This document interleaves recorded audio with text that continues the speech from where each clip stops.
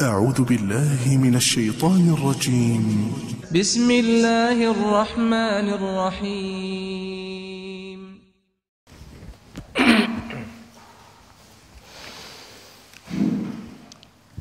Assalamualaikum warahmatullahi wabarakatuh.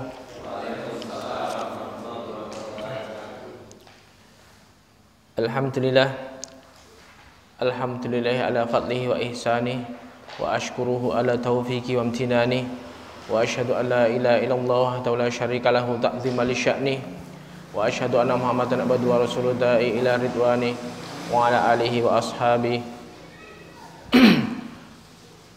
wa ala alihi wa ashabihi wa man tabi'ahum bi ihsan. Allahumma sholli ala nabiyyina wa habibina wa maulana wa sayyidina Muhammadin sallallahu alaihi wasallam wa ala alihi wa ashabihi ajma'in. Amma ba'd.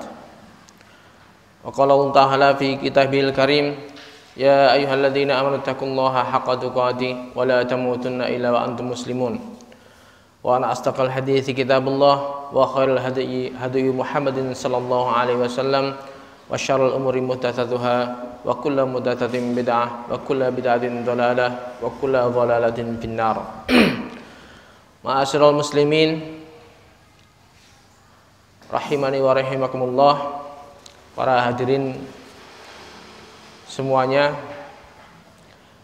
puji syukur kehadirat Allah Subhanahu wa taala yang mana sampai pada malam hari ini kita dikumpulkan kembali oleh Allah di dalam majelis yang agung ini, majelis ilmu untuk mendalangi tentang usuluddin, tentang pokok-pokok agama yang urgent atau yang wajib untuk diketahui oleh setiap muslim. Ini termasuk ilmu yang dasar. Setelah kemarin pertemuan sebelumnya kita membahas tentang pertanyaan kubur yang ketiga, yaitu apa agamamu. Kita sudah bahas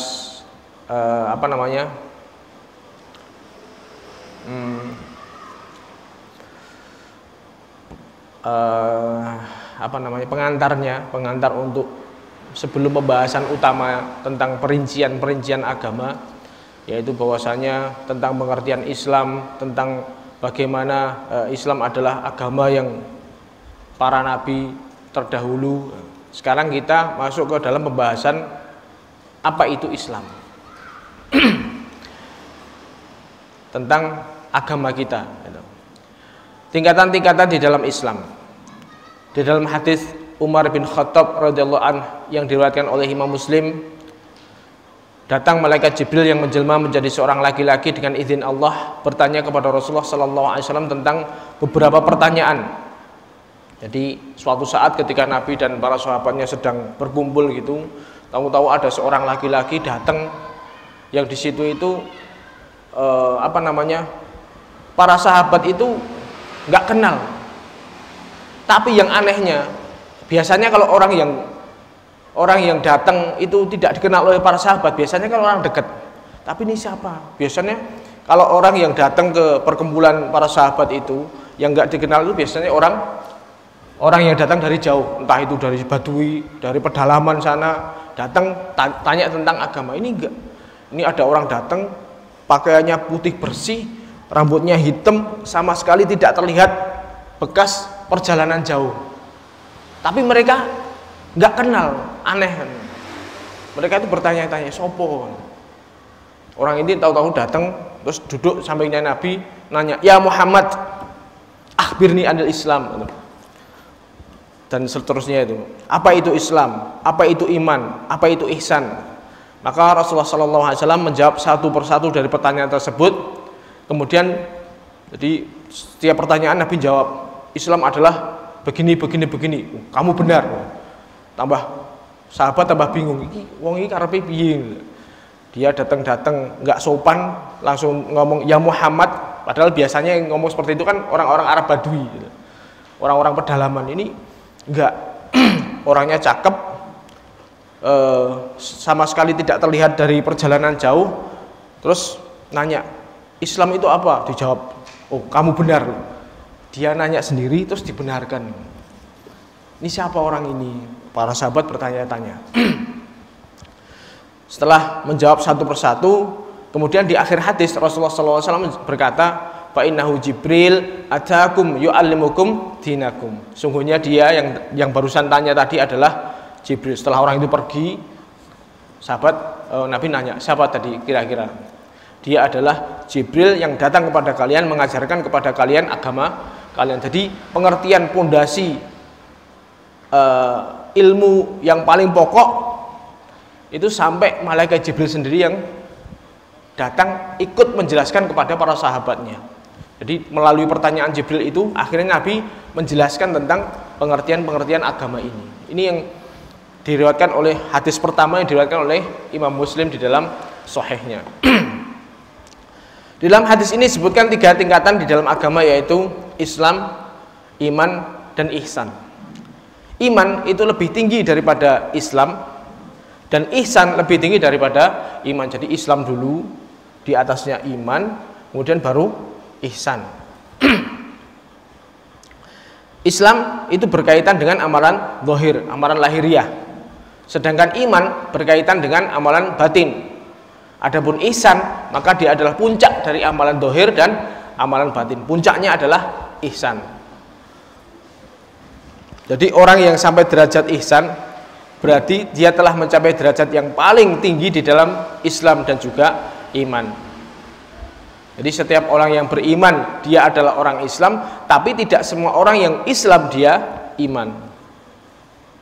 Allah Subhanahu wa taala berfirman, qalatil a'rabu amanna qul lam tu'minu walakin qulu aslamna walamma yadkhul imanu fi qulubikum. Berkatalah orang-orang Badui yang telah masuk Islam, mereka berkata, kami telah beriman. Lalu ditegur, katakanlah kalian belum beriman, dan katakanlah oleh kalian bahwa kami telah Islam dan belum masuk Islam di dalam hati-hati kalian. Jadi mereka ketika di awal-awal masuk Islam, mereka mengatakan bahwasanya mereka orang iman. Maka mereka pun ditegur dan diperintahkan untuk mengatakan bahwa kami telah Islam, karena hakikat keimanan belum masuk ke dalam hati-hati mereka. Jadi iman itu prosesnya setelah Islam dulu, syahadat itu sudah masuk Islam. Kemudian tingkatnya setelah itu baru nanti setelah timbul keimanan, baru di situ disebut iman. Ya. Dan masing-masing dari 3 tingkatan itu memiliki rukun.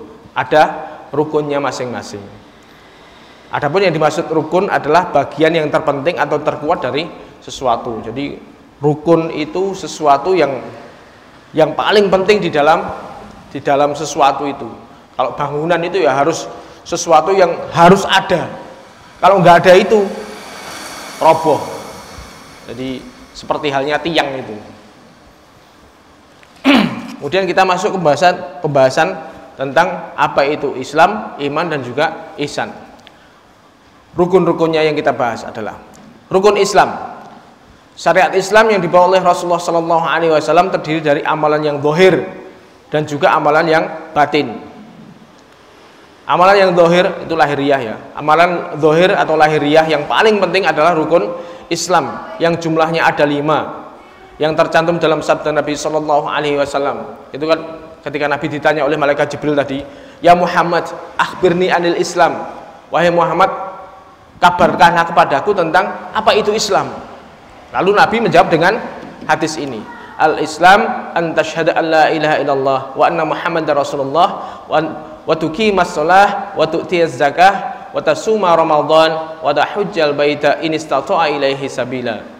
Islam adalah, yang dimaksud Islam adalah engkau bersyahadat la ilaha illallah dan bahwasanya Muhammad Rasulullah. Kemudian yang kedua mendirikan sholat, kemudian membayar zakat, berpuasa di bulan Ramadan, dan melakukan haji apabila engkau mampu menuju ke sana. Hadis rawahu Muslim. Ini adalah rukun Islam. Jadi ini adalah pengertian Islam yang sudah diajarkan oleh Rasulullah SAW, dan ini pengertian ini ya saking pentingnya ini sampai Jibril sendiri turun mengajarkan kepada para sahabat. Dan tidak ada, istilahnya tidak boleh kita bikin definisi sendiri selain ini, nggak boleh. Karena ini langsung diajarkan oleh malaikat Jibril melalui Nabi Muhammad. Yang pertama, rukun Islam yang pertama yaitu persaksian bahwa tidak ada sesembahan yang berhak untuk disembah kecuali Allah dan bahwasanya Muhammad adalah Rasulullah sallallahu alaihi wasallam. Ini pengertian dan maknanya sudah dijelaskan secara panjang lebar mulai dari silsilah pertama sampai ketiga kemarin. Jadi pembahasan kita sebelumnya mulai dari silsilah pertama sampai silsilah ketiga kemarin itu khusus membahas dua kalimat syahadat, asyhadu an la ilaha illallah wa asyhadu anna muhammadur rasulullah. Persaksian kepada Allah tentang tauhid dan konsekuensinya, dan juga tentang pengakuan kita kepada bahwasanya Nabi Muhammad adalah utusan Allah dan konsekuensinya sudah dijelaskan secara panjang lebar. Kemudian rukun Islam yang kedua adalah mendirikan sholat 5 waktu. Dan hukumnya adalah wajib bagi setiap muslim yang dewasa dan berakal. Ini hukumnya wajib, dan ulama ijma sudah semua dalil-dalil yang mengarahkan tentang wajibnya sholat 5 waktu ini tidak terbantahkan. Makanya kalau ada orang sekarang kok ngomong bahwasanya tidak ada dalil di dalam Al-Quran bahwasanya sholat 5 waktu itu wajib, ya berarti dia mengingkari kewajiban, bisa keluar dari Islam sudah. Maka barang siapa yang mengingkari kewajiban sholat, maka dia adalah kafir. Ini kalau dalam hatinya seorang muslim mengatakan bahwasanya wah sholat tidak wajib kok, berarti dia sudah keluar dari Islam, bukan muslim. Karena rukun itu kan berarti sesuatu yang harus ada. Kalau ini nggak ada, dia nggak meyakini sholat itu wajib, hilang sudah rukunnya, Islamnya sudah hilang.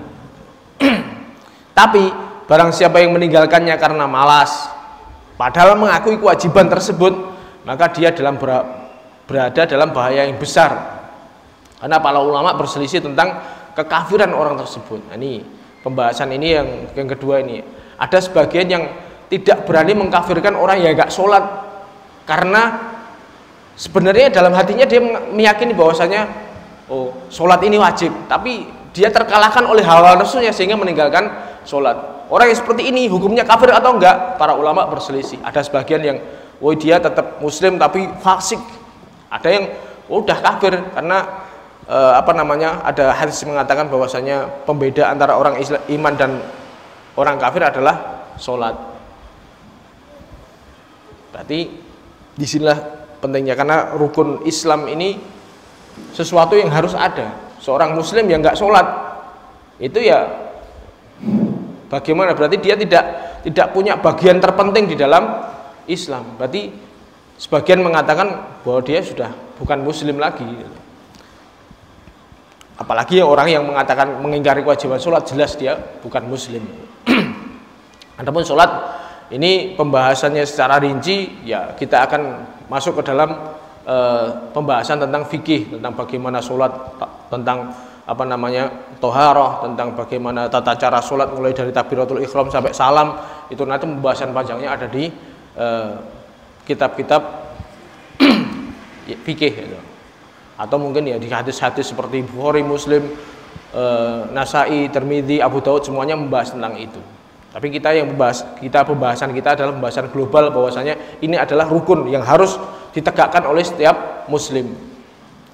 Tidak boleh seorang muslim mengingkari kewajiban ini. Rukun Islam yang ketiga itu membayar zakat. Sama. Hukumnya adalah wajib sebagaimana sholat 5 waktu. Hukumnya juga wajib bagi orang yang terpenuhi syarat-syarat wajibnya. Ini juga harus kita ketahui. Zakat, kalau zakat fitrah itu kan wajib bagi setiap diri kan. Ada pengecualian tertentu tapi itu jarang kasusnya. Kemudian ada zakat, namanya zakat mal, zakat tijarah gitu. Zakat mal itu ya seperti halnya zakat perak dan emas. Bagi yang sudah memiliki simpanan emas senilai 20 dinar atau mungkin kurang lebih 85 gram emas, selama setahun disimpan harus dikeluarkan zakatnya sebanyak setengah dinar atau 2,5%. Bagi yang punya perak sebanyak 200 dirham dikeluarkan zakatnya 2,5%. Ini Sebagian kita mungkin berpikir, wah itu yang punya simpanan emas dan perak. Padahal kalau pembahasan ulama itu masuknya ke berarti semua yang punya jenis mata uang, kan itu emas dan perak adalah mata uang saat itu. Berarti sekarang punya simpanan mata uang, tabungan, itu juga sama hukumnya. Orang yang punya tabungan senilai 85 gram emas, kok ngendep setahun, itu harus dikeluarkan zakatnya selama sebanyak 2,5%. Ini kewajiban. Kadang-kadang kita harus kita harus teliti hal-hal seperti ini. Kita lihat, kalau kita sampai nggak keluarkan itu, meskipun kita setiap hari, kita tiap Jumat ikut sedekah Jumat barokah, tiap sedekah ada ikut sedekah, tapi yang wajib ditinggalkan, berarti dia belum memenuhi kewajibannya, kena ancaman itu nanti.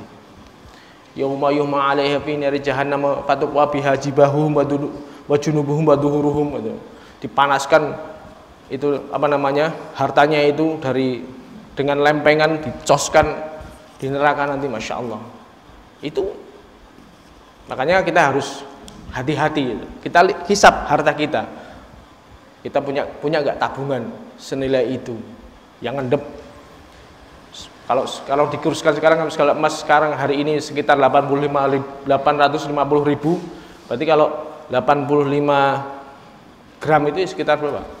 72 jutaan ya. Punya simpanan segitu aja, udah tidak kena itu. Setahun ngendep gitu. Ya kalau misalnya tahun ini puterannya kalender Komariah ya, kalender Komariah. Jadi Ramadan ketemu Ramadan gitu. Bukan Masehi, bukan kalender Komariah. Jadi kalau Ramadan sekarang hartanya mungkin 75 juta, kalau besok Ramadan berikutnya 100 juta, berarti dia harus mengeluarkan 2,5%. Kalau mungkin habis bangun tinggal 25 juta ya nggak kena, berarti aman. Nah itu kita harus perhatian terhadap masalah-masalah seperti ini, karena ini kewajiban, hal yang harus dipenuhi. Sebanyak apapun sedekah sunnah yang kita kerjakan, kalau ini yang wajib nggak kita kerjakan, ya haknya belum terpenuhi berarti. Dan hikmahnya adalah membersihkan jiwa dan juga harta seseorang ini. Jadi termasuk hikmah daripada zakat adalah membersihkan jiwa dan juga hartanya. Berarti kalau sudah dikeluarkan yang wajib, meskipun dia nggak keluarkan sedekah sunnah, aman sudah. Tapi sebaliknya, dia sedekah sunnah sebanyak apapun, yang wajib nggak dikeluarkan, ya berarti dia belum mendatangkan haknya harta. Kemudian rukun Islam yang keempat adalah berpuasa di bulan Ramadan bagi seorang muslim yang dewasa, berakal, memiliki kemampuan. Memiliki kemampuan ini nggak ada penghalangnya, nggak ada udzur. Misalnya in kuntum maridon aw ala safarin, itu kan misalnya dia sakit atau sedang bepergian, atau seorang ibu menyusui ataupun ibu hamil yang berat. Itu kan beberapa udzur-udzur yang diperbolehkan di dalam syariat untuk tidak berpuasa. Adapun yang selain itu, berarti dia wajib untuk berpuasa. Tidak ada penghalang seperti haid dan juga nifas bagi perempuan. Jadi hukumnya juga wajib. Insya Allah mungkin sekitar 80 hari lagi kita akan memasuki bulan Ramadan, dan ini adalah sebuah bulan yang agung. Makanya para sahabat dulu ketika mereka, bahkan para ulama-ulama salaf dulu, sebelum 6 bulan sebelum masuk Ramadan itu sudah berdoa, ya Allah perjumpangkanlah saya dengan Ramadan, karena saking agungnya bulan Ramadan. Ini bulan yang kita nanti-nantikan. Bayangan kita jangan, waduh poso, repot, ribet dan lain sebagainya, bukan. Tapi itu bagaimana pahala yang akan diobral di bulan puasa nanti. Kita akan, kalau dia imannya kuat, dia mencapai derajat ihsan, dia akan menantikan bulan-bulan seperti ini yang tidak ada bulan selain Ramadan. Meskipun ini kewajiban, kalau dia imannya kuat, dia akan dengan senang melakukannya. Kemudian rukun Islam yang kelima yaitu menunaikan ibadah haji. Ini hukumnya wajib sekali seumur hidup bagi orang yang mampu ke sana, dan seorang muslim dan juga muslimah hendaknya memberikan perhatian yang besar kepada rukun Islam yang ini. Ini ya juga termasuk rukun Islam yang apabila kita mampu tapi kita tidak tergerak untuk itu juga berarti rukun Islam kita juga berbahaya ini nanti, bisa-bisa roboh. Apalagi dia mengingkari kewajiban haji. Lah haji saya guys, koyo ngono serasa. Haji itu sekarang kan memang daftar haji, sekarang daftar 20 tahun atau 24 tahun kemudian baru berangkat. Jadi kalau kita nggak berusaha ya minimal daftar aja Mas. Kalau memang mampu, sekarang ONH itu berapa? 40 jutaan berapa gitu kan. Insya Allah orang zaman sekarang mampu semua insya Allah, kecuali yang tidak ya. Tapi ya itu tadi, biasanya kalau promonya dari travel umroh itu yang mungkin ya perlu dikritisi adalah mereka ketika tidak memotivasi untuk haji dulu. Wis sing penting saiki haji angel wis umroh wae lho. Itu umroh itu tidak menggugurkan kewajiban haji. Tapi yang wajib adalah haji dulu. Makanya kalau punya uang pertama daftar dulu, baru nanti kalau misalnya ada sisa lagi ya baru umroh, nggak ada masalah. Jangan dipentingkan umrohnya dulu. Umroh itu belum menggugurkan kewajiban haji. Paham ya? Jadi rukun Islam yang 5 ini adalah suatu hal yang fundamental yang harus dilaksanakan semuanya. Gugur salah satu bisa gugur semua Islamnya, bisa sampai keluar dari Islam kalau mengingkari kewajiban-kewajiban ini. Kemudian masuk pembahasan berikutnya yaitu rukun iman. Rukun iman adalah amalan batin yang paling penting dalam syariat Islam yang dibawa oleh Rasulullah Sallallahu Alaihi Wasallam. Adalah rukun iman yang jumlahnya ada 6. Sebagaimana sabda Nabi Sallallahu Alaihi Wasallam ketika beliau ditanya tentang iman, ya Muhammad, akhbirni alil iman. Wahai Muhammad, kabarlah kepadaku apa itu iman. Nabi menjawab, antu'mina billahi wa malaikatihi wa kutubihi wa rusulihi wal yaumil akhir wa tu'mina bi qadari khairihi wa syarrihi. Yaitu engkau beriman kepada Allah, iman kepada malaikat-malaikatnya, beriman kepada kitab-kitabnya, kepada rasul-rasulnya, kepada hari akhir, dan engkau beriman dengan takdir yang baik maupun yang buruk.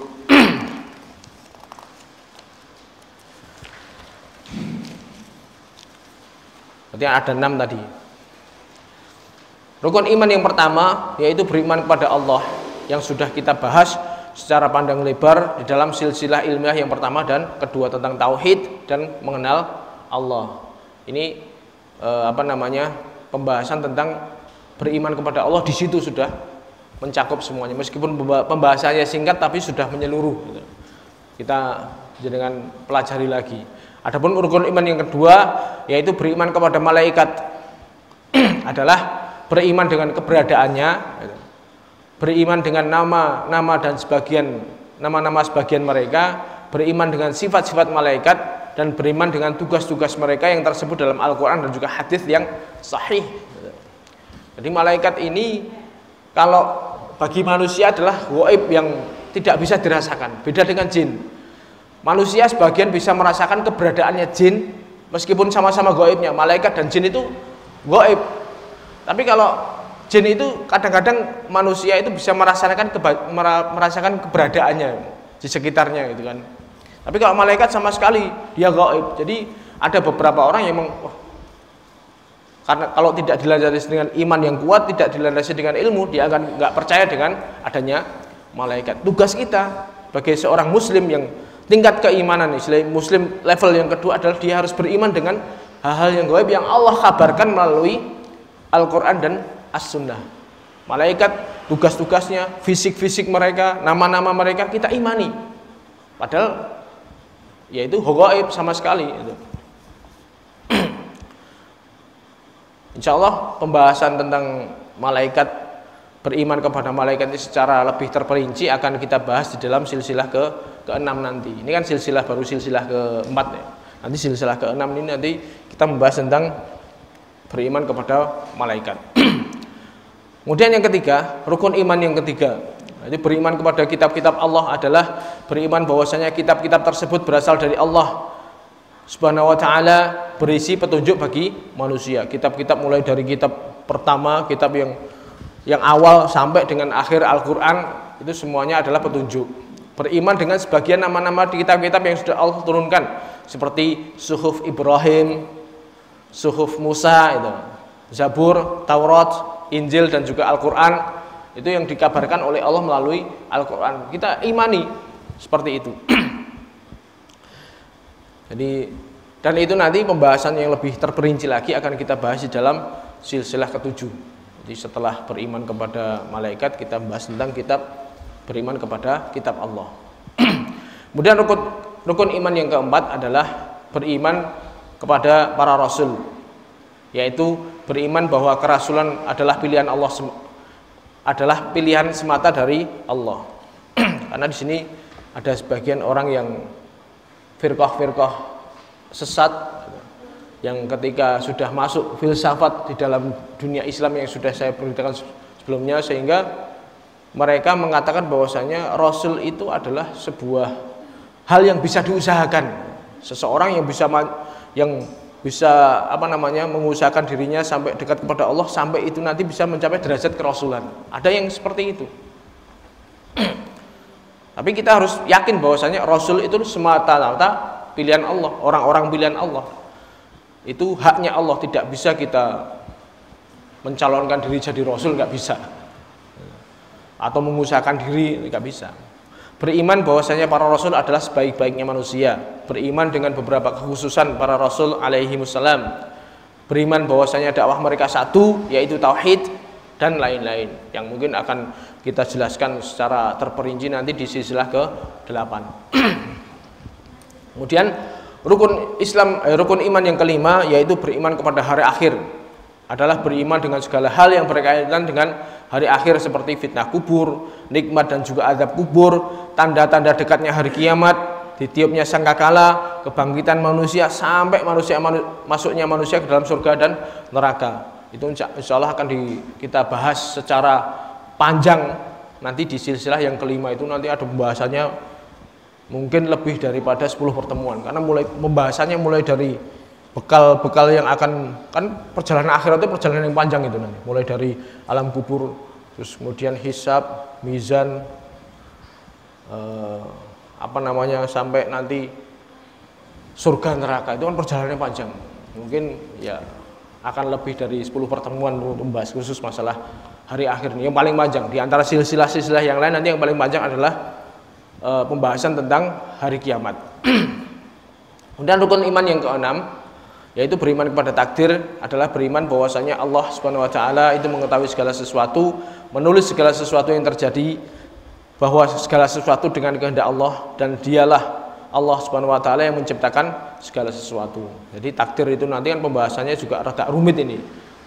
Agak rumit dan juga jelimet. Mungkin nanti pembahasannya lebih lengkap di silsilah ke-9. Jadi hendaknya, jadi silsilah rukun iman yang 6 itu kan semuanya hal gaib itu tadi. Allah, malaikat, Rasul, kitabnya Allah, kemudian takdir, ini semuanya hal gaib. Ini tidak akan masuk ke dalam hati seorang muslim kecuali dia mencapai derajat level yang level kedua, yaitu iman. Jadi Islam itu dohirnya, lahirnya, kemudian disertai dengan keimanan yang sudah merasuk ke dalam hati mereka, yaitu itu tadi, rukun iman itu diyakini semuanya beserta konsekuensinya. Kemudian pengertian yang terakhir yaitu pengertian ihsan. Ihsan adalah tingkatan agama yang paling tinggi. Jadi setelah Islam, iman, kemudian ihsan. Secara bahasa, ihsan adalah berbuat sebaik mungkin ketika melakukan sesuatu. Dia berusaha semaksimal mungkin mengerjakan sesuatu sebaik-baiknya. Kemudian istilah secara syariat, makna ihsan adalah memperbaiki amal dan ibadah kepada Allah karena dia merasa diawasi dan dilihat oleh Allah Subhanahu wa taala. Ini yang pengertian penting. Jadi kita kalau mencapai derajat ini, meskipun ya ini suatu hal yang sulit. Teorinya gampang tapi prakteknya sulit, karena untuk mencapai derajat ini ya butuh keimanan yang kuat. Dalam hadis Jibril alaihi salam, Rasulullah sallallahu alaihi wasallam bersabda ketika ditanya tentang apa itu ihsan,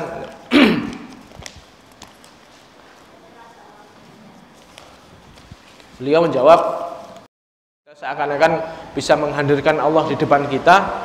Apabila engkau tidak bisa melihatnya, sesungguhnya kamu yakin bahwa Allah melihatmu. Itu susah. Kebanyakan orang yang terjerumus ke dalam kemaksiatan itu karena dia merasa tidak diawasi, tidak tidak merasa sedang diawasi oleh Allah. Orang kalau diawasi CCTV aja, itu dia akan takut untuk melakukan perbuatan jelek. Nah, apalagi kalau dia merasa bahwasanya Allah selalu mengawasinya, itu juga harus dia akan takut untuk melakukan sesuatu kemaksiatan. Nah, adanya orang yang terjerumus ke dalam perbuatan maksiat karena dia nggak yakin bahwasanya Allah sedang melihat dia. Dia yakin bahwa CCTV-nya rusak gitu mungkin. Sehingga dia terjerumus ke dalam kemaksiatan. Orang yang beribadah seakan-akan melihat Allah atau merasa dilihat Allah baik zahir maupun batin, maka ia akan beramal seikhlas mungkin, berbuat dan sesuai mungkin dengan ajaran Nabi Shallallahu Alaihi Wasallam, dan dia akan meninggalkan kemaksiatan baik kemaksiatan yang dilakukan hati, lisan maupun anggota badan yang lain.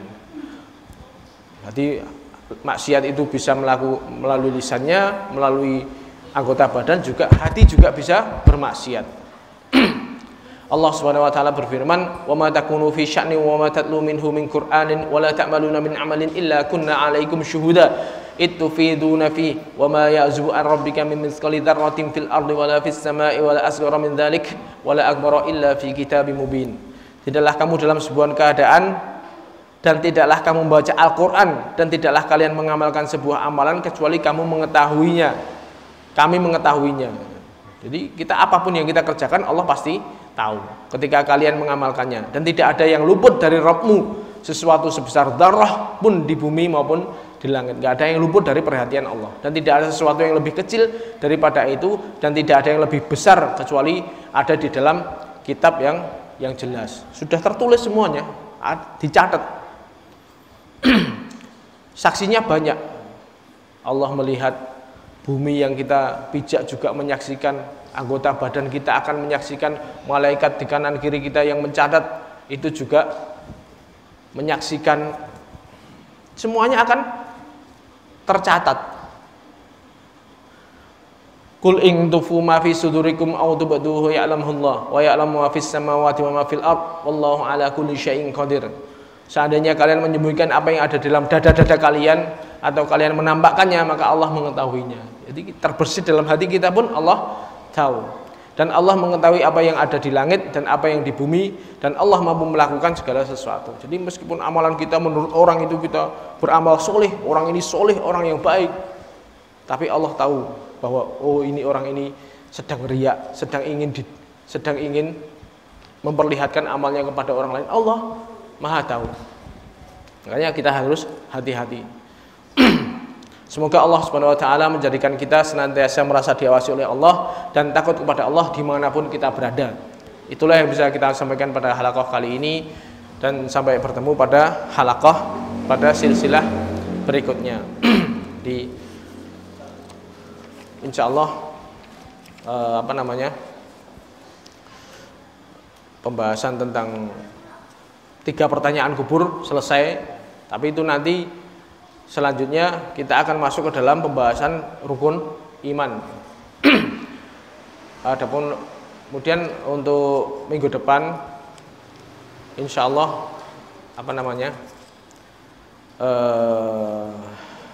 saya safar ke Jember gitu. Jadi mungkin ditunda dulu atau mungkin bisa diisi yang lain, karena acara mulai tanggal 20 sampai 23 nanti ada acara di Jember, juga acara dengan beliau Ustadz Abdul Roy ngaji gitu.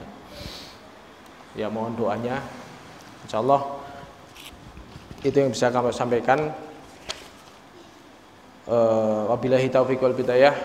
Wabillahi taufiq wal hidayah. Subhanakallahumma bihamdika asyhadu an la ilaha illa anta astaghfiruka wa atubu ilaik. Assalamualaikum warahmatullahi wabarakatuh. Apabila ada yang di